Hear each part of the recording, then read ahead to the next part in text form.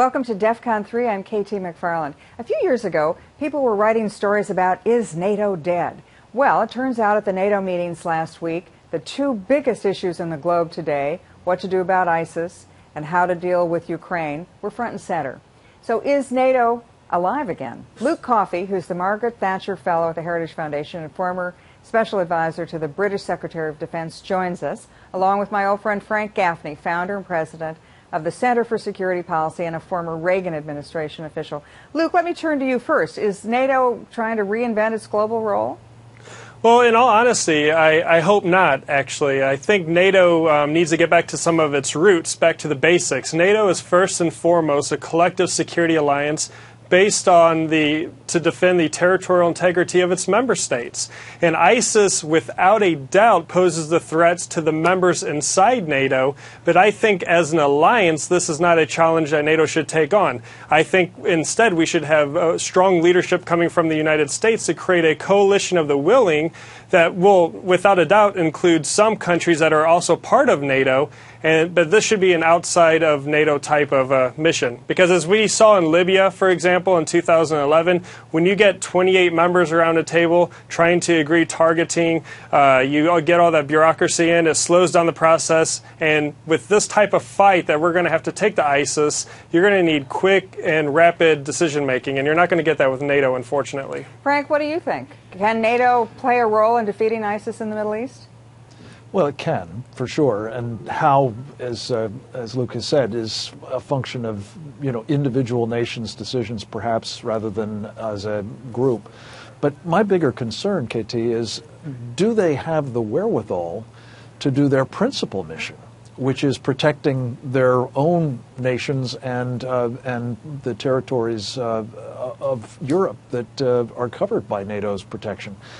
And sadly, you and I have been involved with NATO for decades. I think it is a pale shadow of its former self as a result, in part, of our American hollowing out of our military and, even worse, the hollowing out of the militaries of just about every other NATO member. And that's partly what brings us to the second problem that I know you want to talk about, and that is the threat that Vladimir Putin represents to NATO territory itself.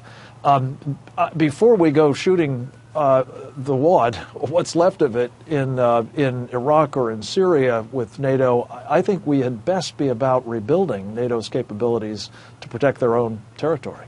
Well, the president's come out and said and pointed out Ukraine, which is where NATO is not involved.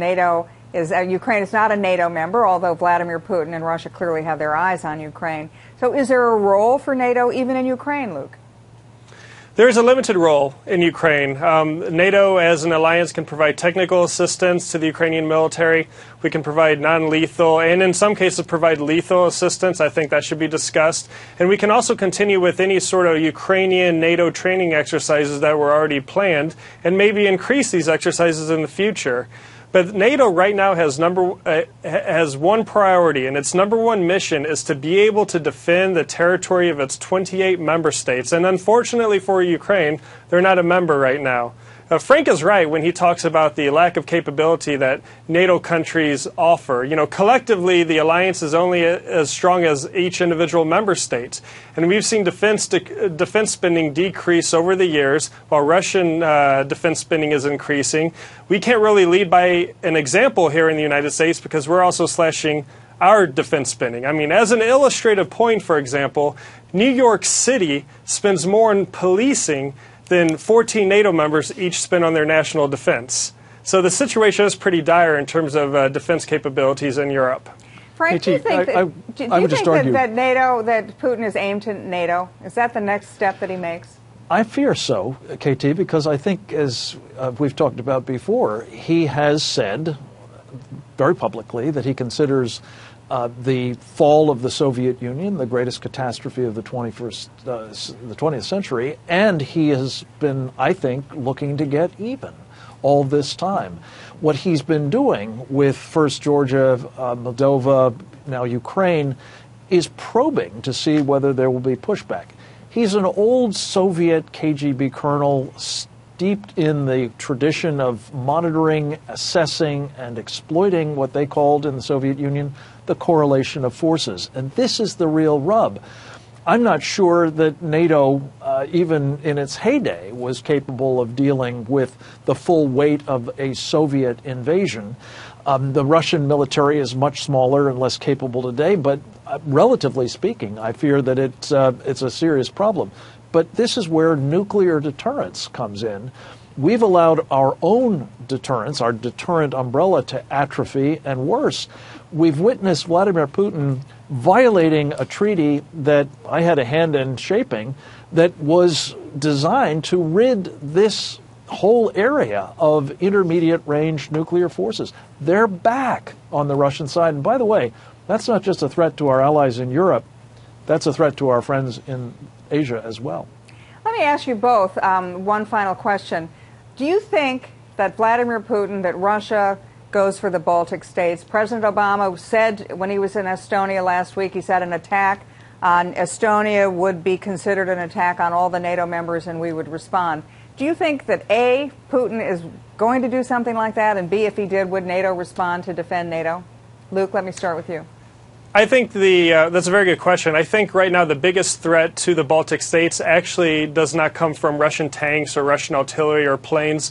It comes from Russian propaganda, the Moscow backing these pro-ethnic Russian groups in the Baltic states to try to undermine the legitimate state structures in those countries. So this sort of asymmetrical type less than warfare is what should concern NATO, and NATO is wholly unequipped to deal with this. Now, if Putin does decide to go a step further, we need to make it very clear as an alliance to Russia that there is literally a line on the map that you're either in NATO or you're not in NATO. And this isn't one of President Obama's red lines that you can kind of fudge or get rid of like we saw with Syria. This is a line on the map that everyone can see. And if you cross that line, there are going to be serious consequences. And if we don't respond as an alliance to this, then we have serious credibility problems for the alliance, and the alliance is as good as dead.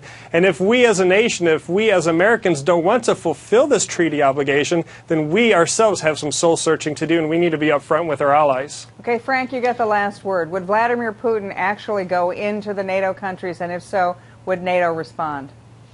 KT, as you know, Hitler tried out what he wanted to do in Europe, in Spain. I think what Vladimir Putin has in mind for NATO is what he's trying out now in Ukraine. He is going to play, my guess, the same hand. He will use ethnic Russians as surrogates. He will use propaganda, as Luke says, but also send in arms, send in folks not in uniform, send in trainers, subvert Estonia, Latvia, and otherwise. Use these techniques, I think, to change the facts on the ground in a way that makes it very difficult for NATO to respond. And as a result, it may prove to be the paper tiger he thinks it is, and that we can't afford to have it be. That's it for Defcon 3. Joining me with Luke Coffey of the Heritage Foundation and Frank Gaffney, Center for Security Policy.